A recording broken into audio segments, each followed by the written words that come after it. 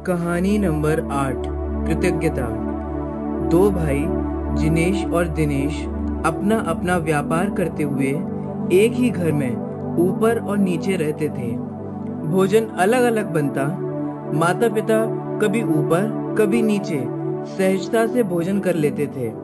पिता का देहावसान हो गया, माँ अकेली रह गई। छोटे भाई के बच्चे छोटे थे, अतः माँ प्रायः छोटे भाई के पास नीचे ही रहती थी। दोनों भाइयों ने विचार किया कि माँ को कुछ राशि देना चाहिए। व्यवहार में लेन देन के लिए 2-2 हजार मासिक दोनों भाई देते रहेंगे और वे ऐसा ही करने लगे।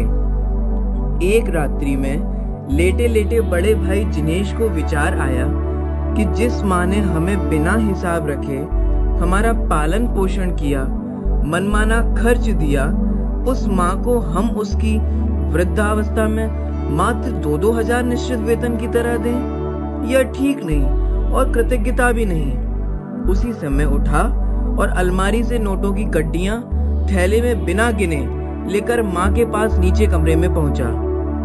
चरणों में सिर और थैला रखकर बोला, माँ भूल क्षमा करें। जितना दान परोपकार करना हो करें, जिसे जो देना हो खुशी से दें। अलमारी की चाबी ऊपर ही रखी रहती है, मुझसे पूछने की जरूरत नहीं है, आप स्वयं निकाल लेना। आपके उपकारों का बदला चुकाने में तो मैं सब प्रकार से असमर्थ ही हूँ। जब कमाने में सीमा नहीं, तब तुम्हें देने की सीमा क्यों रखूं? फिर कभी माँ की पेटी खाली नहीं रह पाई।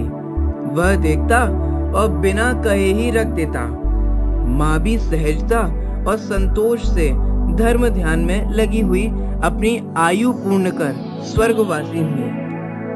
सच ही है, गुरुजनों को मात्र सामग्री एवं साधन दे देना ही पर्याप्त नहीं है, उन्हें आदर, सेवा और समय देना भी जरूरी है। जो छोटे से उपकार के प्रति भी अहोभाव नहीं रखता हो, कृतज्ञता नहीं रखता हो, वह हृदय नहीं पत्थर ही समझना।